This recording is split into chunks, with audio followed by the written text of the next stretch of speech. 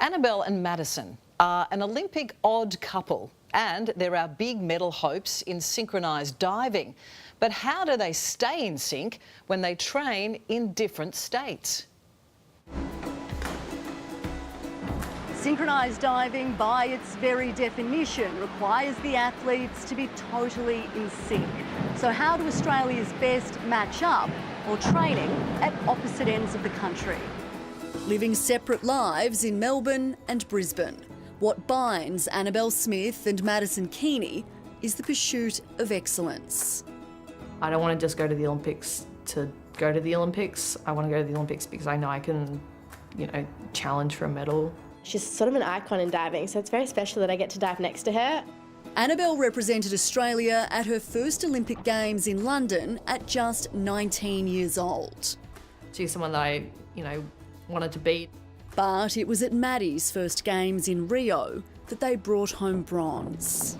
Under the water, I sort of was really mad at myself and came up and said to Maddie straight away, "I'm so sorry, I went too far out, my toes were hanging over," and she said to me, "Belle, I did the exact same thing." And it turns out we kind of made the same mistake, and then it didn't really look like either of us made a mistake because we were perfectly in sync. You get to share it with someone else, and I think it makes it even more special. Even though it was a lifetime ago and I've changed so much since then, this also represents where I want to be again.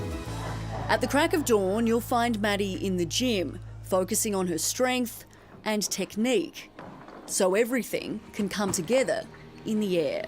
That's better. Training in Melbourne, Annabelle goes through the same routine. That was definitely the synchro hurdle, right on the end of the board. Beautiful takeoff. Good job.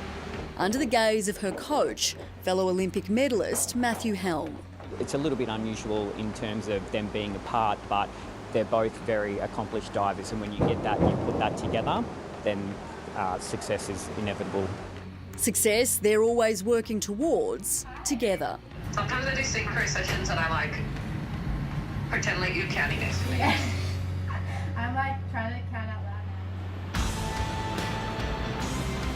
More than a decade on from her first Olympics, Annabelle never expected she'd be about to dive into her fourth. Especially after rupturing her Achilles getting off a safari vehicle in the Serengeti a year and a half ago. I had several thoughts rush through my brain at that point that I did it, and one of the first ones was I'm gonna be letting Maddie down. My foot had just no movement. I'm like, there's no way I'm gonna be able to dive ever again. Let alone even thinking of walking felt so far away. Through painstaking work, she made it back onto her feet and the board. I'm 31 years old. I've had a great career. I just feel very fortunate that I'm in a good position to, potentially end things on my terms. What would it mean to come home with another medal? It'd be very special. I think it would just be a culmination of all the hard work and all the years, and a lot of effort's been put into it from a lot of people, so I think it would be pretty special to top all that off with a medal.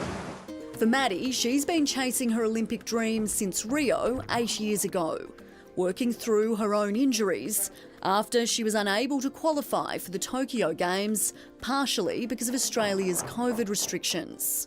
I had no words at the time. It means the world to miss an Olympics through decisions that were being made beyond our control. Her coach, Adrian Hinchcliffe, by her side every step of the way. Also, you're very serious in your performance, and that's we don't want to change that too much. I'm proud of her because she parked it as well and was able to move on, and that's why we're here. On dry land, there's plenty to keep Maddie busy. She works part-time for BHP and she collects hundreds of Pokemon. Sort of diving into the world of Pokemon, is that something that gets your mind away from whatever is or isn't happening in the pool? Yeah, I'm a passionate person, and when I like something, I really get into it. Mum always says it's just a phase, so I think hopefully I've proven her wrong. But the lead up to Paris 2024 means little time for the comforts of home. On the road is where they get back in sync. We've got 10 years of groundwork to work on. And it only takes, a day or two to get our timing back to where we need it to be. For me, she's my rock, and so it's easy diving next to her because I know that no matter what, she's giving it her all. Until they're diving next to each other again, the goal is the same: to give it their all for each other in Paris.